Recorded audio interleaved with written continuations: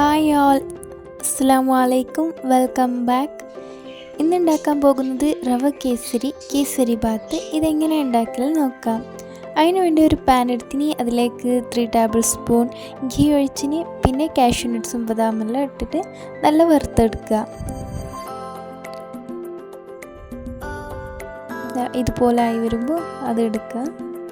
പിന്നെ അതേ ഗീയിലേക്ക് 1 കപ്പ് റവ ഇടുന്നുണ്ട്. എന്നിട്ട് റവ നല്ല വറുത്തെടുക്കണം.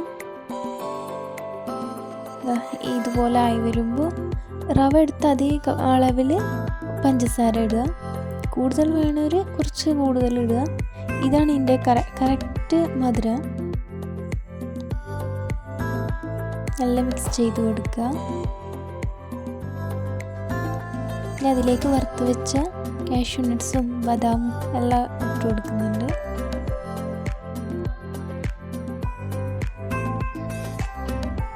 പിന്നെ ഫുഡ് കളർ ആഡ് ചെയ്യാം. യെല്ലോ വേണമെങ്കിലും ഓറഞ്ച് വേണമെങ്കിലും ആഡ് ചെയ്യാം കേട്ടോ. ഞാൻ ഇവിടെ യെല്ലോ കളർ ആഡ് ചെയ്തിന്. ഇങ്ങനെ നല്ല മിക്സ് ചെയ്ത് കൊടുക്കുക.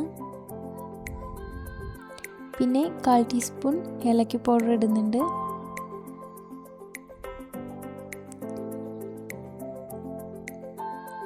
പിന്നെ 1 ടേബിൾ സ്പൂൺ പാൽപ്പൊടി ഇടുന്നുണ്ട്.